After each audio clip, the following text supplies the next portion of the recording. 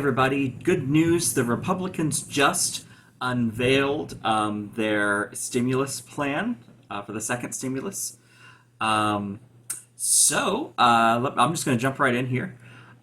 They plan to replace the $600 per week um, unemployment, the extra $600 per week, the pandemic unemployment assistance, with $200 per week on top of what you would normally receive from state unemployment.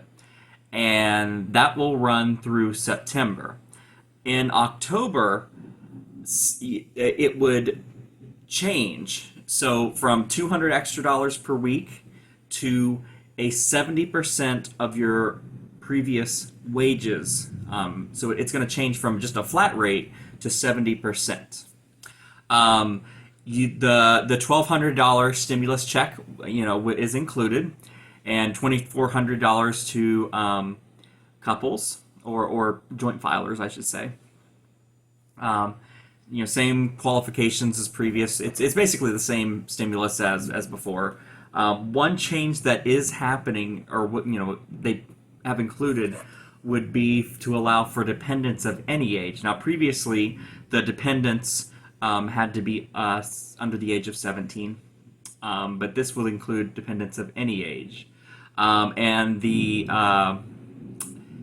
benefit will begin to phase out after if a person's income, an individual's income, I should say, is more than $75,000, or if joint filers, if for them it would be more than $99,000. And for the dependents, it's going to provide an additional $500 per dependent of any age. All right, it's going to set aside $190 billion for paycheck protection loans.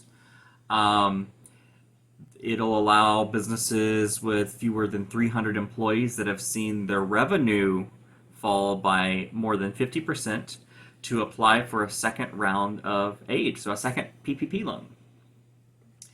It also, this is interesting, authorizes $100 billion for loans to seasonal businesses and companies that are in low-income census tracts that show revenue reduction of more than 50%. It provides $105 billion to help schools reopen in the fall. About $30 billion of that would go to colleges. Most of it, though, will go to schools that are actually going to do in-class, in-person classes. So, it's not going that it's not going to help people, schools that are struggling with the online schooling, but what they're trying to do is encourage schools to go back in person.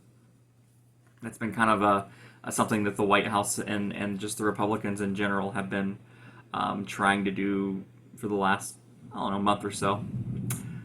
Okay.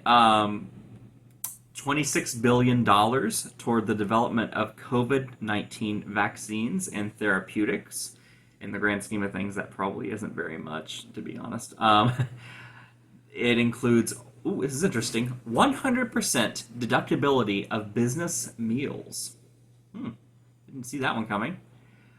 And it does include several tax credits. It includes enhanced employee retention credits, and credits for, upgrades to workplaces and testing, so that they can operate safely.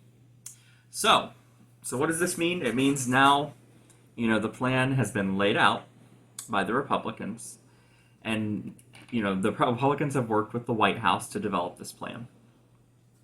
So now this plan goes, the Republicans in the Senate will take this to the Democrat-controlled House and say, hey, we need to work together. Okay? And so they will, go back and forth, and it might take a while. Be prepared for that. Don't expect your stimulus check to be coming tomorrow. Although Secretary of the Treasury Steven Mnuchin did say that the stimulus checks, if it were, say, passed immediately, could start going out as early as early August. So because the systems are already in place from the previous stimulus, So it's not going to, it probably won't even take as long as the previous stimulus did. I think the previous stimulus bill was passed at the end of March, and the first stimulus checks went out at April 15th, so about 2 weeks. I don't think it's going to even take that long this time around.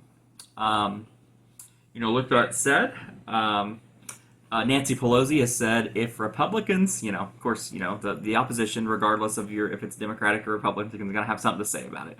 So Nancy Pelosi says if Republicans care about working families, this won't take long. Time is running out. Congress cannot go home without an agreement. Okay? Now, one other quick thing. Give me just a second here. I'm just thinking. So, there is kind of a, I guess, how do you say this? A bleak economic outlook.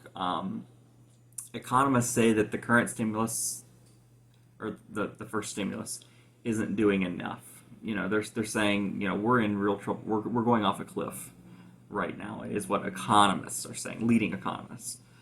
Does that mean, it basically, they keep saying, we need more of this unemployment, that we need more of this stimulus, stimulus checks, the payments, the direct payments to Americans, the support of the different organizations and businesses and loans and things like that. I don't know. I'm not an economist. I can't tell you that. I just have to go by what they say. With that said, there is Mitch McConnell has said this will be the last round of stimulus. However, considering the current political climate, it would not surprise me if the White House asked for a third stimulus right around election time, assuming the coronavirus sticks around, which I think it will.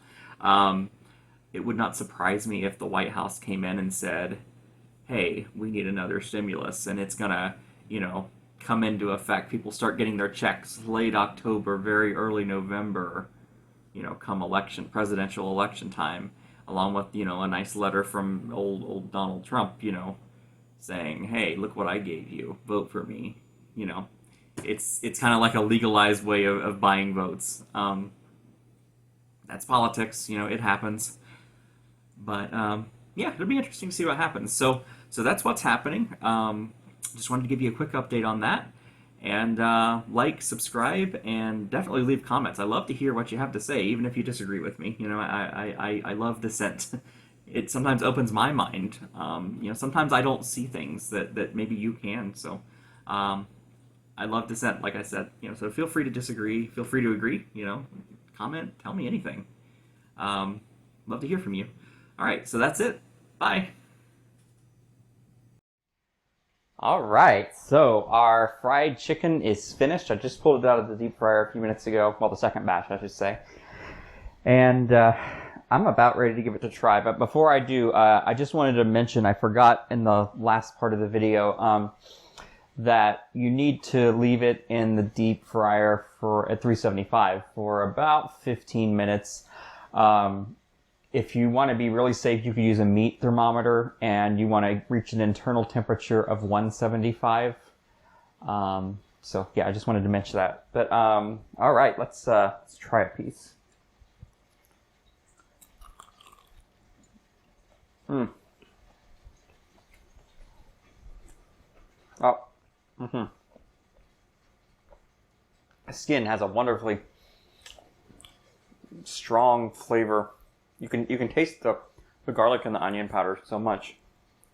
Not overpowering, just enough.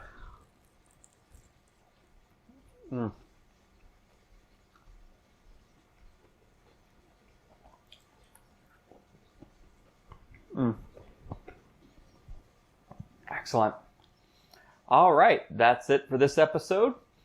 If you have any questions, comments, or anything at all, just leave it down at the bottom. And until next time, enjoy. Goodbye.